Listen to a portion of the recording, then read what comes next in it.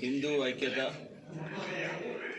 బంగ్లాదేశీల హిందువుల మీద దాడి జరిగిన నిరసనగా మరి పెద్దపల్లి జిల్లా వ్యాప్తంగా కూడా అన్ని సంఘాలు అందరూ కూడా హిందూ ఐక్యత ర్యాలీకి వచ్చి విజయవంతం చేసినందుకు అందరికీ కూడా ధన్యవాదాలు.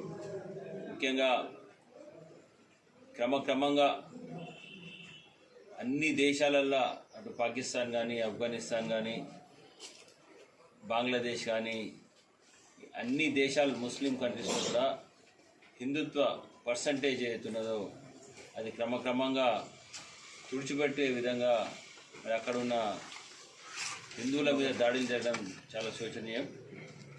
ఖచ్చితంగా భారతదేశం మరి ఒకప్పుడు అన్ని దేశాలు కూడా కలిసి ఉన్న భారతదేశం ముక్కలు ముక్కలుగా విడదీసి హిందుత్వాన్ని మొత్తాన్ని కూడా నాశనం చేద్దాం, కథం పట్టిద్దామని ఆలోచనలో ఆ దేశీయులందరూ కూడా దాడులు చేస్తుండ్రో దానికి మేము ఇవాళ నిరసనే కాదు, ఖచ్చితంగా భారతదేశంకి వెళ్ళి అక్కడ ఉన్న హిందువులందరూ కూడా మరి మా తరఫుకెళ్ళి మీకు పూర్తి స్థాయిలో మద్దతు ఉంటుందని, మరి ఏ విధంగానైనా అక్కడ హిందువులను అక్కడ స్వాములను కానీ మరి అరెస్ట్ చేయడం జరిగితే మాత్రం ఖచ్చితంగా ఇక్కడికి వెళ్ళి మాత్రం మేము పూర్తి స్థాయిలో మద్దతు ఇద్దామని ఈ హిందుత్వ ఐక్యవేదిక ద్వారా చూస్తున్నాం.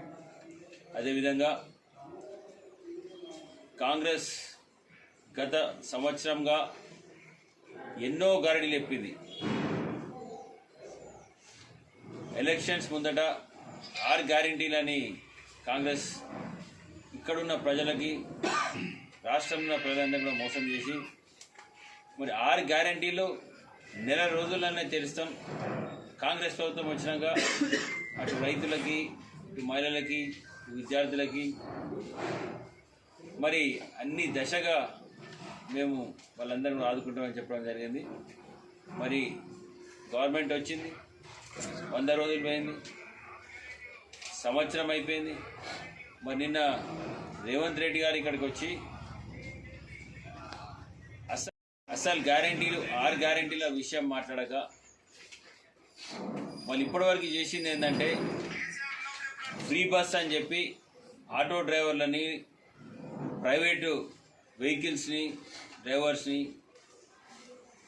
మరి చాలామంది ప్రైవేట్ ట్రాన్స్పోర్ట్ చేసే వాళ్ళ బతుకుల మన్నుగొట్టి వాళ్ళందరి జీవితాలను నాశనం చేసి వాళ్ళకు కూడా ఆల్టర్నేట్గా ఏదైనా ప్రపోజల్ చేయకుండా ఆ ఫ్రీ బస్ ఒకటి పెట్టి ఇవాళ దాంతోపాటు రుణమాఫీ అని చెప్పి మరి ఇప్పటికి కూడా అనేక రైతులకి 2 లక్షలు దాటిన రైతులు చాలామంది ఉన్నారు, లిస్టు కూడా ఉంది మా దగ్గర.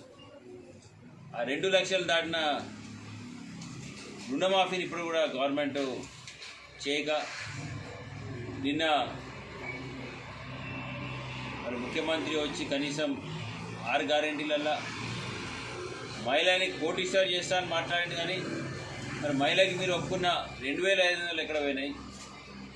మహిళకి మీరు ఒప్పుకున్న గ్యాస్ సిలిండర్ ఎక్కడ పోయింది? తులం బంగారం ఎక్కడ పోయింది? మరి మహిళలకు ఇస్తున్న స్కూటీ ఎక్కడ పోయిందని మేము అడుగుతున్నాం. ఇవేవి కూడా ఇవ్వకుండా గ్యారెంటీలు చొప్పున మాట్లాడి ఇవేవి కూడా ఇవ్వకుండా కేవలం మేము మహిళలను కోటీశ్వరం చేస్తామని ఒక మాట మాట్లాడి పోతే ఇక్కడ ప్రజలు పిచ్చోళ్ళు గారు, ఇక్కడ ప్రజలు చూస్తున్నారు.